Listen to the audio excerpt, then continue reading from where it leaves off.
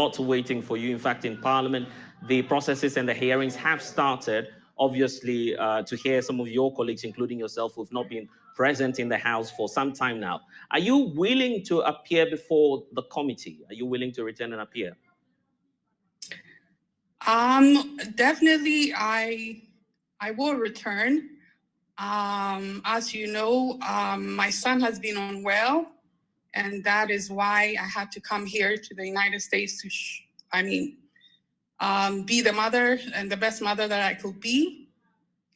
And I'm still here, making sure that all that is settled with my son and all the authorities and the school, and it's still ongoing.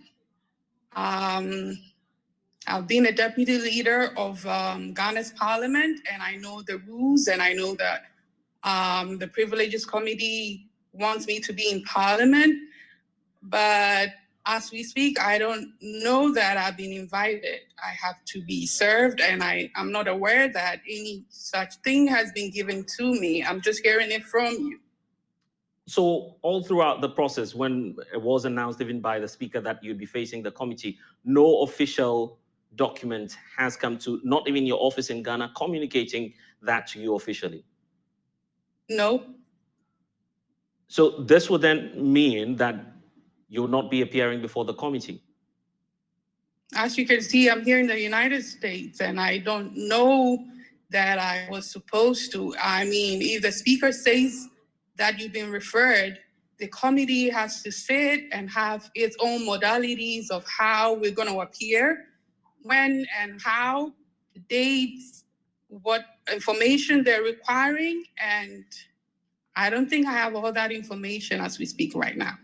And that's really surprising, because just a few minutes ago, we heard from Ricky Tegan, one of the members of the committee, stating that your schedule is next. So how come you've not been communicated to? Because he's quite sure that at least you are well informed about what the processes are. I understand that you guys wanted to talk to me about it, and that's why I showed up right now.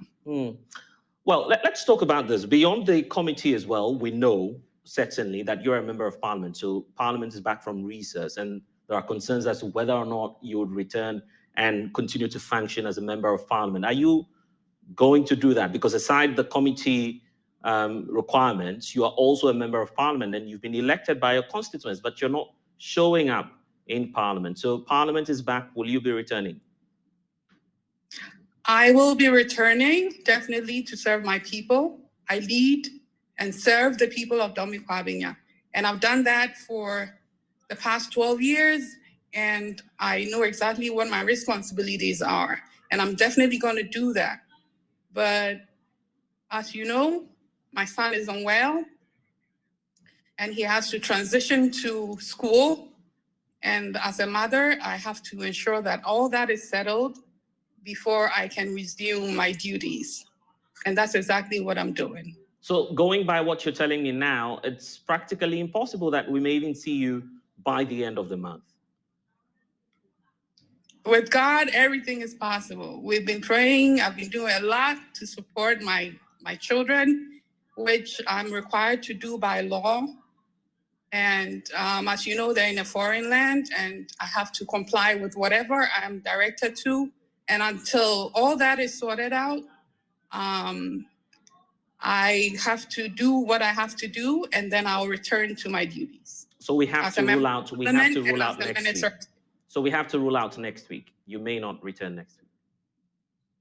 If I'm served and I look at the condition and the circumstances right here, and I'm able to, why not? But I've not been served earlier. I told you that. So let's go into the conversation. And I know the rules. Right. And I've been a practicing lawyer for 18 years, and I don't have to be served through Joy News, and I don't have to be served through a third party. And as we speak now, I don't think I've received any such communication or service from Parliament, and that's why I'm still here. But this controversy goes beyond your absence in Parliament. In fact, there's a lot of reaction from even party members. You're a member of the New Patriotic Party. A lot has happened, and I'm sure that you've been monitoring all of the developments as well. But here's the opportunity for us to know your side of the story. We've heard from your party, we've heard from your colleagues in Parliament as well. What's the Adwoa Safo story? The Adwoa Safo story is exactly what I've told you about, and that's what communication I have sent to His Excellency the President, and he's very much aware of what is happening to me and my family. And that's what I expect every Ghanaian to understand, that I am not intentionally abandoning my duties and my responsibilities. I have served the people of Ghana for 12 years. I entered politics when I was young, and I have done it. And there has not been any past record of me absenting myself like this. That should tell people that there's really something that ought to be done with family. And I know that you will put family first. So they should all start praying and keep praying for us. And I know with God, everything is possible, and we're going to pull through it. I mean, everybody obviously would put family first, but that wasn't the narrative. Even from the likes of Kennedy Japan, who we understand is very close to you, these are persons who went out publicly to state that it appears you were intentionally refusing to show up in Parliament. In fact, they go on to give some chilling accounts of how, for instance, the Chief of Staff came to your office or your house just to personally plead with you to support your party. Why did you give up on the NPP? I haven't given up on my party. I am still very loyal and committed to the party and to His Excellency the President. And I have had a record of the 2012 election petition from Dome-Kwabenya. That is what landed all of us in power today. And I will be the last person to put that fight, that courage, and that record that I fought for into disrepute at this time. So I'm not going to respond to third parties, what they think and what their opinions are, but I want everybody to listen to me. And what I'm saying is that I am still committed to the party. I'm still committed to the government, and I'm still committed to His Excellency the President and his family. I mean, you are a politician, so you understand the importance of public opinion, the opinion of the delegates. In fact, your constituents also matter. So your narrative is also crucial. We've heard, for instance, that arrangements were made to you in the wake of the consideration of the e-levy, for instance, for you to appear in Parliament. Some tickets were flown out to you just to try as much as possible to get you to add to the numbers. You didn't, of course, listen to the leadership of your party, and they're beginning to get worried. I debunk all that allegations, and they say silence is golden, because when people throwing stuff at you that are not true and you respond immediately, you don't make sense to the people. And that is why I've kept quiet all these days and months, listening to what everybody got to say. But what I know and what I'm telling the people of Ghana is that I had issues with family that I had to take care of. And that's exactly why I had to stay back. And when I had to come, I did come. And when it was out of my hands that I couldn't do anything about it, I couldn't make it. And that's what it is. You're talking about the fact that the president is well aware of your condition. Is that possibly why he's keeping you at post as gender minister? Some have argued that by now you should have lost your job. That is their opinion. The prerogative lies in the president, and he knows exactly what I am capable of doing, what I've done for the party, what I've done for Parliament, and he knows that I won't intentionally abandon my duties if I had no just reasons, and he won't allow me to stay for the family if he didn't know exactly what was happening. So what do you suspect then could be the motive of, for instance, very high-profile persons within the NPP? For instance, you have the general secretary of your political party, for instance, coming out publicly to say the NPP was considering at some point relieving you of the party ticket and declaring your seat vacant. You've heard John Boydu say some of these words.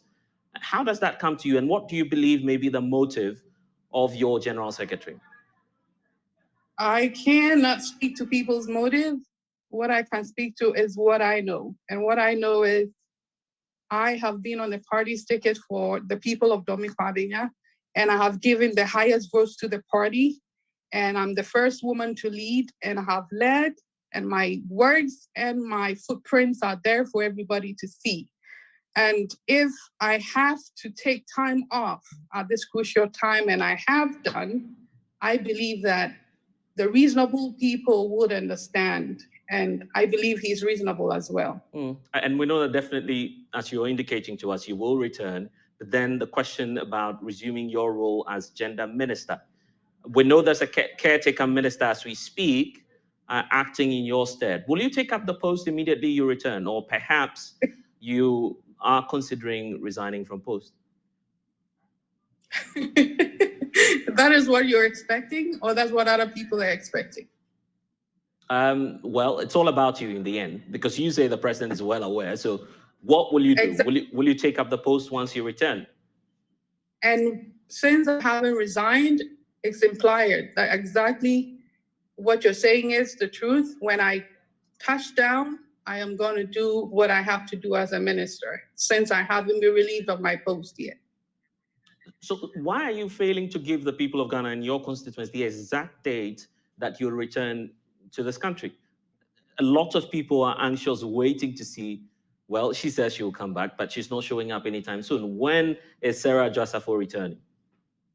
She's going to return when issues with family are well sorted out. And that is not something that I can predict.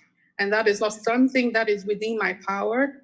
And there is a lot within the United States that I don't want to share. And we're talking about a child, and we're talking about medical stuff. And I don't want to put it out there, because even if you ask for it from the authorities here, they're not going to give it to you. And I'm not going to give it out in public. So everything is going to work out, and I'm going to come back and take my position. So whatever anybody is saying, I think we're in a reorganization mood in the party.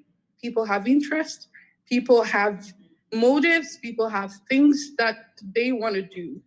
But I don't want to be the center of that. And I'm concentrating on what I asked permission from the head of state, the commander-in-chief, and the president of the republic that I'm going to do is exactly what I'm doing. And of course, I recall with joy when you came up on social media with your daughter, sending that Easter message out there. You stated categorically that you were the member of parliament for Dome-Kwabenya. That's what you said. But you were silent on whether or not you're still the gender minister. Do you still consider yourself as gender minister of the Republic of Ghana? That is so petty. I didn't even know that. Because, there's a difference in our, with government, the executive power and the parliamentary duty that I have. And at that time, I had sent out things that I had to send out to the religious leaders in my constituency. And so that video definitely was for the constituents. And so I restricted myself to the people of Dome-Kwabenya. And as the president of the republic, he will wish the whole country. So that's the difference. And that's the reason why you didn't hear me mention. Right. But even the seats that you hold, the Dome-Kwabenya seat, is under siege, as some are describing it. You're indicating to us that at least you've not been served. The committee may go ahead and pass whatever sanction it is that they intend to do. Are you not worried that you may lose the Dome-Kwabenya seat, particularly as the Speaker of Parliament, who even belongs to another political party, could simply go ahead and say you've breached the 15-day rule and then go ahead to declare your seat as vacant? I am not worried, because I am very, very prayerful, and I don't believe only in the physical. I also believe in the spiritual. And I know my Lord knows exactly why I am not there, and he's going to fight my battle. So as we say, and I've always said, the battle is still the Lord's, and the Lord is going to fight my battle. I'm not worried at all. Even in my third term election, nobody thought I would win, because you know exactly the situation that I was in. Nobody thought I could win. Even my primaries, people thought I couldn't win. But God made me win. So God is the final say. He has the final say. I guess you're learning from the president. He says the battle is the Lord's, but then in Parliament,